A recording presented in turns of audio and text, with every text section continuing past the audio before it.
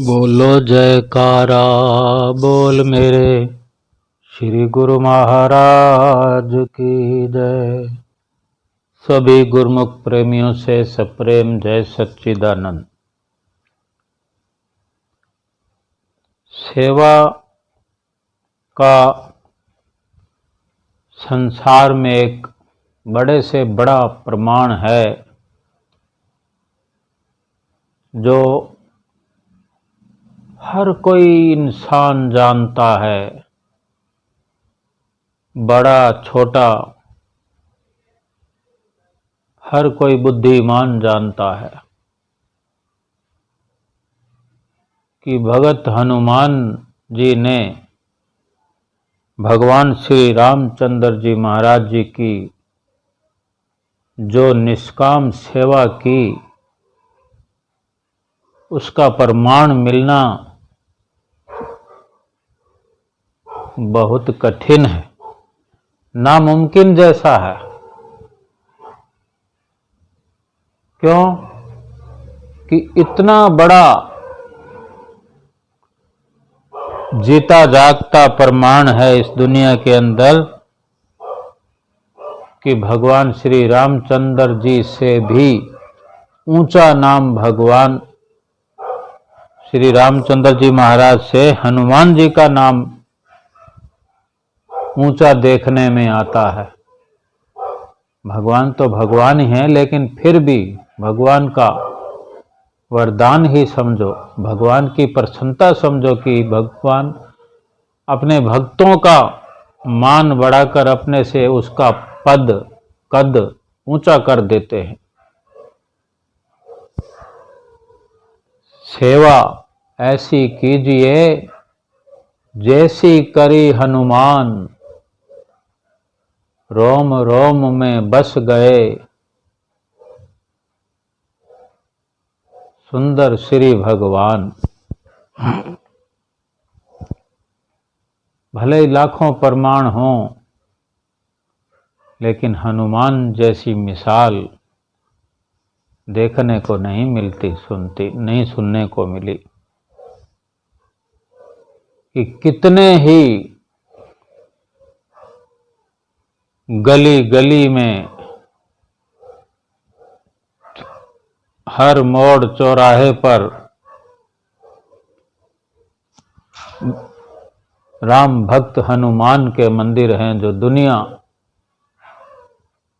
उलट पड़ती है और इतनी श्रद्धा और विश्वास से पूजा करती है। ये भगवान श्री रामचंद्र जी का वरदान है, वरदान मिला हुआ है। क्योंकि प्रसन्नता जब भगवान को होती है तो बड़े प्रेम से वरदान देते हैं। हमारे दरबार में भी सेवा का एक अलौकिक मिशन है कि जिन्होंने श्री परमहंसों की प्रसन्नता को प्राप्त किया है सेवा करते हुए,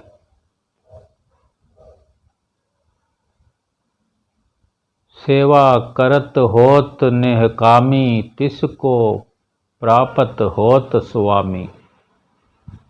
कि जो निष्काम भाव से श्री आनंदपुर दरबार की सेवा करता है, श्री गुरु महाराज जी की निजी मौज में चलकर सेवा करता है, बदले में कोई ख्वाहिश नहीं रखता, उसको तो साक्षात पर ब्रह्म परमेश्वर स्वामी के रूप में प्राप्त हो जाते हैं। कितनी बड़ी सफलता है सेवा करने पर। एक हमारे अंदर विश्वास इस तरह पैदा हो जाए, हम बहुत अच्छी अच्छी बातें कर लेते हैं, सत्संग सुन भी लेते हैं, सुना भी लेते हैं, बहुत आसान है। लेकिन सेवा की कसौटी पर खरा उतरना ही तो बहुत मुश्किल है। और जो ये मुश्किल काम कर लेता है वो अपने सतगुरु की प्रसन्नता को प्राप्त कर लेता है। और लोक और परलोक का सरमाया तो यूं एकत्र कर लेता है जैसे उसे कुछ करना ही नहीं पड़ा, सतगुरु ने ही सब कुछ कर दिया हो। फरमाते हैं सेवा ऐसा मंत्र है जो सबका मन हर लेत, परमेश्वर भी सेवते मुंह मांगा फल देत। मुंह मांगा फल त्रिलोकी का भी फल मिल जाता है। पूरी कायनात हमारे कदमों में झुकती है अगर हम सतगुरु की प्रसन्नता को प्राप्त करें। और फिर जो निष्काम भावी, सेवा भावी, गुरुमुख प्रेमी होते हैं उन्हें ये कामना नहीं रह जाती कि कोई हमारे कदमों में आके झुके। उन्हें ख्वाहिश नहीं होती। सेवा से तो सारी ख्वाहिशें खत्म हो जाती है, क्योंकि सेवा करने वाला खुद झुक कर चलता है। और जो झुक कर चलता है उसमें तो सारी कायनात का सुख समाया होता है। उसके अंदर जो सेवा के फल की तासीर संत सतगुरु की कृपा से आ जाती है, जिसके कारण वो इतना विनम्र हो जाता है, इतना झुक जाता है कि प्रभु परमेश्वर हर वक्त अपने गुरुमुख प्रेमी पर ऐसी कृपा बरसाते हैं, दिल गद गद हो जाता है देखने सुनने वालों का। और सेवा करने वाले का क्या हाल होता होगा, उसके मन की दशा कैसी होती होगी। एक पुरानी काफी लीला है, पंचम पातशाही गुरु महाराज जी की, कि जब लिफ्टों का दौर नया नया चलता था, आज तो पूरी दुनिया में कहीं भी चले जाओ बहुत आसान है, लिफ्टों के बिना तो बिल्डिंगें नहीं बनती। अनंतपुर की किसी भी आश्रमों में, बिल्डिंगों में सबसे पहले लिफ्ट लगती है। तब की बात है जब नया नया दौर था लिफ्ट का।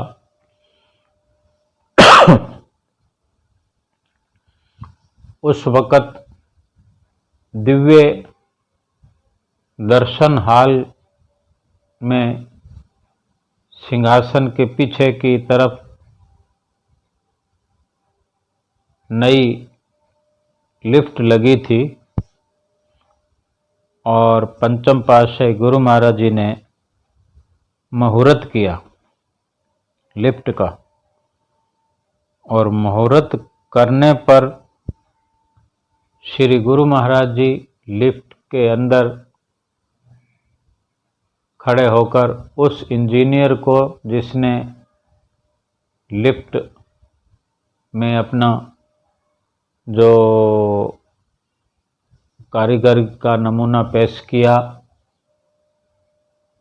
वो तो अपनी दिहाड़ी पर काम करते हैं, बेशक ही मेहनताना लिया, लेकिन क्या प्रभु को पसंद आता है ये प्रभु आप जानते हैं। उनकी लीला को हम नहीं समझ सकते।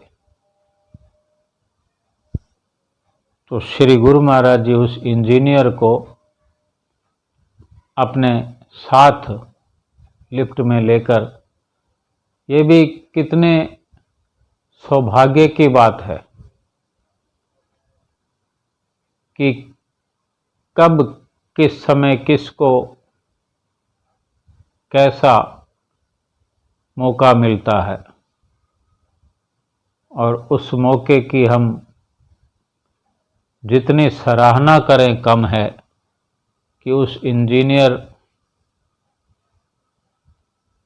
को श्री गुरु महाराज जी साथ में लेकर ऊपर चले गए और अपने कक्ष में कृपा की, सिंहासन पर विराजमान हुए और विराजमान होकर इंजीनियर के प्रति स्वमेव अपने आप से वचन फरमाए। कितनी भारी अनुकंपा रही श्री गुरु महाराज जी की उस इंजीनियर पर। श्री गुरु महाराज जी ने फरमाया कि आज तुम हमें यहाँ ऊपर लेकर आए हो, आगे हम तुम्हें ऊपर लेकर जाएंगे। ये न जाने क्या भाव उस इंजीनियर का रहा होगा जो श्री गुरु महाराज जी ने उसके भावों को पढ़कर इतना प्रेम और प्यार उस इंजीनियर प्रेमी पर उड़ेल दिया और इतना भारी भरकम वादा किया, वचन दिया। कहीं कोई सेवा का भाव अवश्य रहा होगा उस प्रेमी का कि जो श्री गुरु महाराज जी ने ऐसे वचन फरमाए। हमको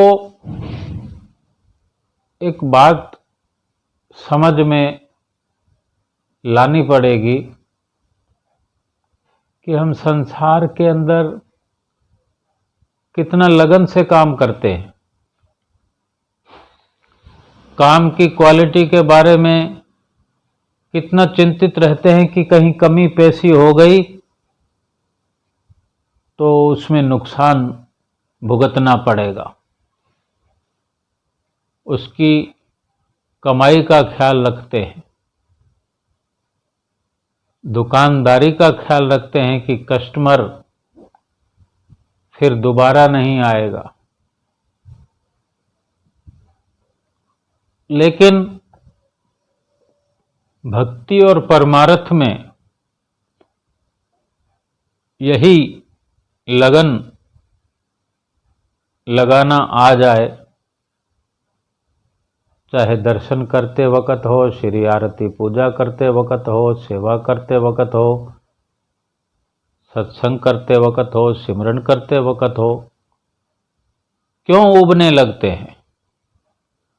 आरती करते हैं तो आरती में मन नहीं लगता, सेवा करते हैं तो सेवा में घड़ियां देखते हैं, सिमरन करते हैं तो बार बार मन उचाट होता है। क्यों नहीं अपना कार्य समझकर करते? क्यों ऐसा नहीं हो पाता? या कि हम करना नहीं चाहते? जो भी कारण है उसको हमको सुधार लेना चाहिए। समय बहुत है, बहुत समय है हमारे पास। बहुत समय इसलिए है कि अभी ये पल हमारी आंखों के सामने यूं ही चला जा रहा है। हम इसको संजो सकते हैं, इस पल को। यही बहुत सारे समय का प्रतीक है। अगर इसी पल को हमने बहुत मान लिया तो अगला पल और भी खास बनकर आएगा। इस पल की कदर करना आ गया, अगला पल भी हमारी कदर से खाली नहीं जाएगा। और यूं हर पल हर घड़ी हम कदर करते हुए समय की और भक्ति परमार्थ में इसको लगाते हुए ये समय बहुत से बहुत हो जाएगा और बहुत से बहुत कीमती हो जाएगा। फिर ये कहना नहीं पड़ेगा कि समय नहीं मिलता।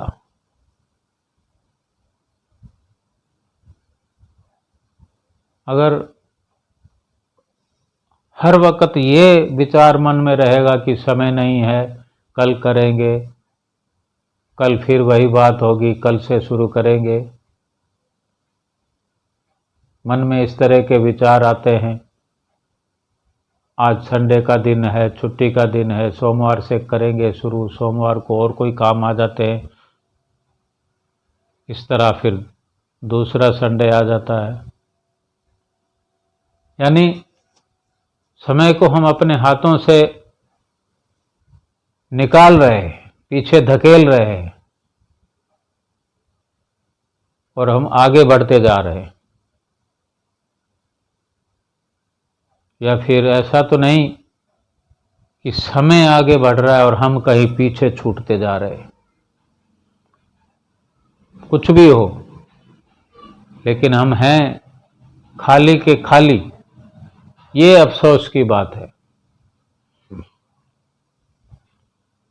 आज को पकड़ लिया, आने वाला कल जुड़ जाएगा, बीता हुआ कल जुड़ जाएगा, सब कुछ पक्का हो जाएगा। आज को नहीं पकड़ा, जो पहले किया था वो मिट्टी में मिल जाएगा, क्योंकि आज को हमने छोड़ दिया है। आज को छोड़ दिया तो कल तो अपने आप छूट जाएगा, पीछे रह जाएगा। और आने वाले समय का फिर क्या भरोसा है कि जब हमने आज को ही नहीं पकड़ा तो आने वाले समय की क्या कदर करेंगे। वर्तमान और वर्तमान भी क्या, खास पल जो अभी अभी यही इसी वक्त, अभी का अभी, क्योंकि इसके बाद तो पता नहीं जीवित रहेंगे कि नहीं। जीवित थे उस टाइम तो लाभ उठाया नहीं, अभी लाभ उठा नहीं रहे हैं और आगे जीने की गारंटी नहीं है। समय तो बेकार चला गया ना। हम कहते हैं समय नहीं है, समय तो था, समय है, समय रहेगा भी, लेकिन हम जो समय था उसको यूं ही बेकार नष्ट कर दिया। जो समय है उसको नष्ट करने में लगे हुए हैं, क्योंकि मुंह से कह रहे हैं समय नहीं है, और जो समय आएगा उसमें भी यही कहेंगे कि समय नहीं है, जबकि समय था, समय है और समय रहेगा। सही मायने में विचार करें कि हमारे पास है क्या, अपने लिए क्या है हमारे पास। रुपया, पैसा, ये तो किसी के लिए नहीं है हमारे पास। हम किसी को क्या दे सकते हैं, देना किसी को है नहीं, छोड़ना चाहते नहीं, साथ ले जा सकेंगे नहीं। ऐसी चीज़ों का भरोसा किया या ऐसी चीज़ों का इकट्ठा करना क्या मायने रखता है। इसलिए समय है, केवल केवल समय है, समय ही है हमारे पास। चाहे 2 मिनट ही क्यों ना हो, 2 घड़ियां ही क्यों ना हो, भरपूर है। अगर 2 दिन का हो तो और अच्छा है, 2 महीने का हो और अच्छा है, 2 साल का हो, बहुत समय है।